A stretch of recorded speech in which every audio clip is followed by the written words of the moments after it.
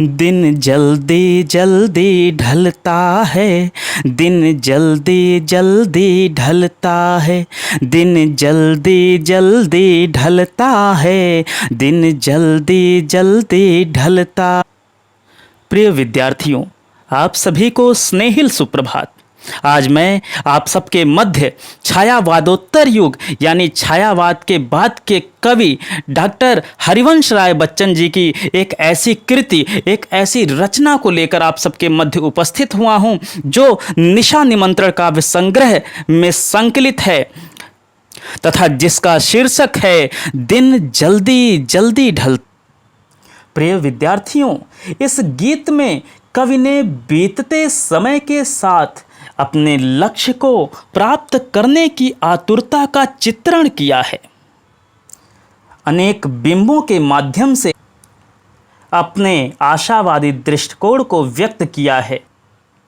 प्रियजन से मिलने की आतुरता बीतते समय के साथ किस प्रकार प्राणियों की मनोदशा एवं उनके क्रियाकलाप को प्रभावित करती है, इसकी अत्यंत सहज एवं मार्मिक अभिव्यक्ति इस गीत में हुई है।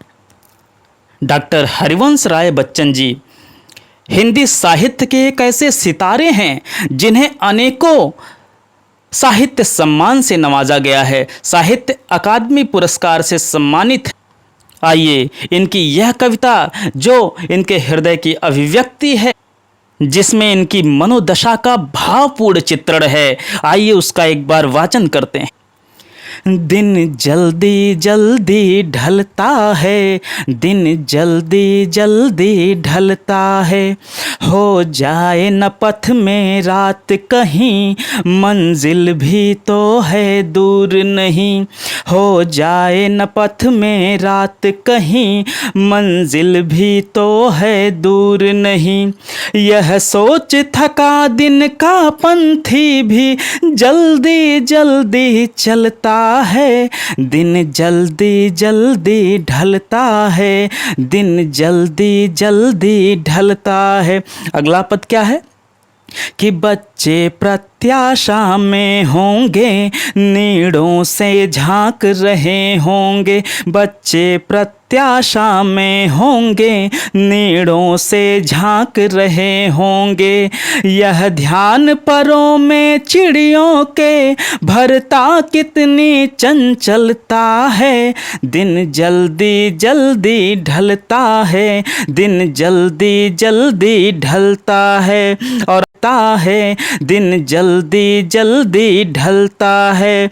और अंतिम पद में कवि क्या कहते हैं कि मुझसे मिलने को कौन विकल, मैं होऊं किसके हित चंचल, मुझसे मिलने को कौन विकल, मैं होऊं किसके हित चंचल, यह प्रश्न शिथिल करता पद को भरता उर में विह्वलता है, दिन जल्दी जल्दी ढलता है, दिन जल्दी जल्दी ढलता है, दिन जल्दी जल्दी ढलता है। प्रिय विद्यार्थियों, आइए इसके प्रसंग की ओर एक नज़र डालते हैं जो इसका मूल भाव है। इस पूरी कविता में कवि ने जो क्षण प्रतिक्षण, जो प्रत्येक समय बीतते समय के साथ लक्ष्य को प्राप्त करने की जो आतुरता है, जो व्याकुलता है, उसको दर्शाया है। कवि ने अपनी बात को स्पष्ट करने के लिए चिड़ियों का उदाहरण दिया है और इसके साथ ही कवि ने अपने जीवन में प्रेम की कमी के कारण विद्यमान जो शिथिलता है, जो ढीलापन है, उसको अपने हृदय की व्याकुलता का वर्णन किया है। प्रिय विद्यार्थियों, पहले पद में कवि ने जो बिंब लिया है वह पथिक का है, एक राही का है। पथ का मतलब रास्ता, पंथी मतलब यात्री या राही। पहले पद में कवि क्या बताना चाहता है? कवि कहता है क्या, हो जाए न पथ में रात कहीं, मंजिल भी तो है दूर नहीं, यह सोच थका दिन का पंथी भी जल्दी जल्दी चलता। जल्दी जल्दी का 2 बार प्रयोग किया गया है। इसमें पुनरुक्ति प्रकाश अलंकार और दिन का पंथी में रूपक अलंकार का प्रयोग है। कवि कहता है कि दिन जल्दी जल्दी अर्थात शीघ्रता से ढल रहा है, व्यतीत हो रहा है, और इस कारण से इस बात को सोचता है राहगीर या रास्ते में चलने वाला जो पथिक है कि कहीं इतनी देर ना हो जाए, कहीं जहां उसको अपनी मंजिल तक पहुंचना है, जो उसका लक्ष्य है, जिस उद्देश्य के लिए वह चल रहा है, जिस प्रयोजन को वह प्राप्त करना चाहता है, वह शीघ्र ही पहुंचने के लिए जल्दी जल्दी चलता है। और पथिक का लक्ष्य क्या है? लक्ष्य उसका रैन बसेरा हो सकता है, उसका अपना घर हो सकता है, उसका प्रिय हो सकता है जो उसकी प्रतीक्षा में उसका राह जोह रहा है। इसलिए वह आतुरता के कारण उसे दिन जल्दी जल्दी ढलता हुआ प्रतीत हो रहा है, अर्थात शीघ्रता से व्यतीत हुआ, शीघ्रता से ढलता हुआ परिवर्तनशील समय चलायमान है। इसलिए वह शीघ्रता से अपने प्रिय के पास अपनी मंजिल तक पहुंचना चाहता है। प्रिय विद्यार्थियों, दूसरे पद की ओर ध्यान केंद्रित करते हैं। दूसरे पद में कवि कहता है कि बच्चे प्रत्याशा में होंगे। प्रत्याशा अर्थात आशा में होंगे, इस उम्मीद में होंगे कि उनकी माँ जो उनके लिए दाना पानी, उनके भोजन की तलाश में कहीं निकले हैं और दिन ढलने से वह उनकी प्रतीक्षा कर रहे हैं कि वह जो उनके प्रिय हैं वह उन तक पहुँचे। नीड़ का मतलब क्या है? नीड़ मतलब घोंसला, यानी चिड़ियों के बच्चे या चिड़िया जहाँ रहती हैं उस स्थान को कहा। चंचलता का मतलब क्या है? चंचलता का मतलब कि अपने लक्ष्य तक पहुँचने की तीव्रता, शीघ्रता से।